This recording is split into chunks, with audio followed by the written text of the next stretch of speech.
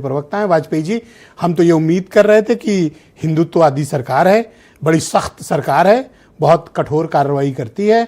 और अब तक 10 वर्षों में तो हमने देखा कि भाई बुलडोजर वगैरह चलते थे, लेकिन इस मामले में क्या हो गया? पेट्रोल खत्म है या चाबी गायब है? ना ब्रजेश जी, पेट्रोल खत्म है और ना ही ऐसा मानिए कि मानस ऐसा है कि कार्रवाई नहीं। भारतीय जनता पार्टी का मानना है जो राम का नहीं, हमारे किसी काम का नहीं, चाहे कितना भी बड़ा व्यक्ति हो, बचेगा नहीं। जांच चल रही है, तमाम चीज़ों की जानकारी आप तक नहीं पहुंच पाती, तो कई बार लगता है कि 24 घंटे में कार्रवाई और क्या बढ़ी, नहीं हुई, क्या हुई। मुझे लगता है कि कोई भी ऐसा व्यक्ति, जिस बड़े से बड़े व्यक्ति का आप नाम ले रहे हैं, जो नाम दूसरे लोग ले रहे हैं, कोई बचेगा नहीं। जांच में जहां भी पता लगेगा, सरकार चारों तरफ से एजेंसियों से जांच करा रही है। आपको लगता है कि बहुत लोगों ने बहुत सारे निर्माण करा लिए और एजेंसियां वहां तक नहीं पहुंची हैं। पूरा लिखा पढ़ा सबूत के समेत जांच चल रही है और जो भी दोषी है और या भी जो भी दोषी होगा इस साजिश में, चाहे वो कितना भी बड़ा क्यों ना हो, उसके खिलाफ कठोर कार्रवाई होगी। किसी भी तरह से योगी आदित्यनाथ की सरकार किसी को बख्शने के मूड में नहीं है। आपके एक्शन से और आपके शब्दों में मैच नहीं खाता है।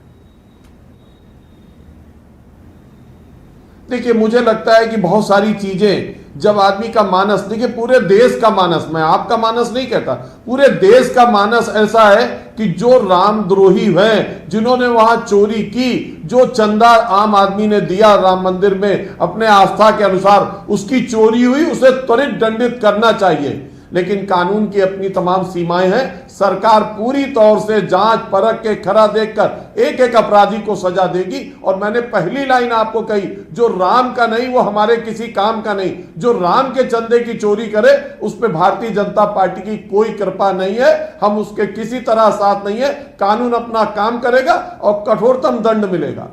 आपके काम का था कहीं, इसलिए तो आप बचा नहीं रहे थे कि अब राम के नाम पे फंस गया तो अब हमारे किसी काम का नहीं।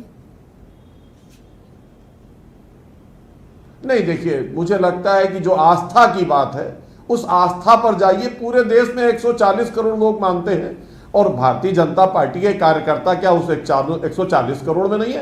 क्या हमारी सरकार के लोग उस 140 करोड़, हर व्यक्ति को बहुत ही अंदर तक आघात पहुंचा है। लेकिन मामला ऐसा है कि पूरा जांच परख होनी चाहिए और कोई दोषी बचना नहीं चाहिए। ये बातें बाद में ना उठे कि जांच हुई थी और वो व्यक्ति बच गया, ये व्यक्ति बच गया, वो निकल गया, इसके घर बाद में सामान बरामद हो रहा है। कोई बचेगा नहीं ब्रजेश जी, सख्त कार्रवाई होगी। किसी भी तरह से सबको आघात पहुंचा। ये आघात केवल ऐसा नहीं है कि ब्रजेश जी को पहुंच रहा हो तो हीरो वाजपेयी को नहीं पहुंच रहा हो, हीरो वाजपेयी को पहुंच रहा हो तो सपा प्रवक्ता को ना पहुंच रहा हो, सबको पहुंचा है। आस्था से खिलवाड़ कतई बर्दाश्त नहीं किया जाएगा।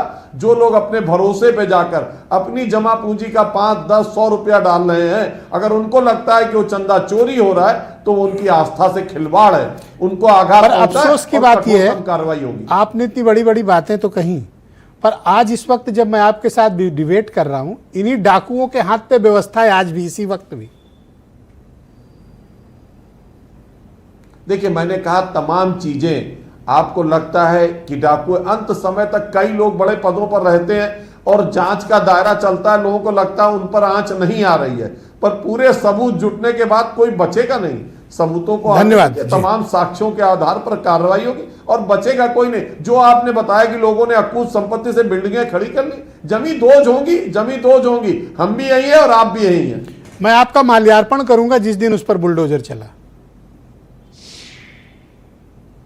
मुझे लगता है कि हम एक दूसरे का माल्यार्पण करेंगे ब्रजेश जी।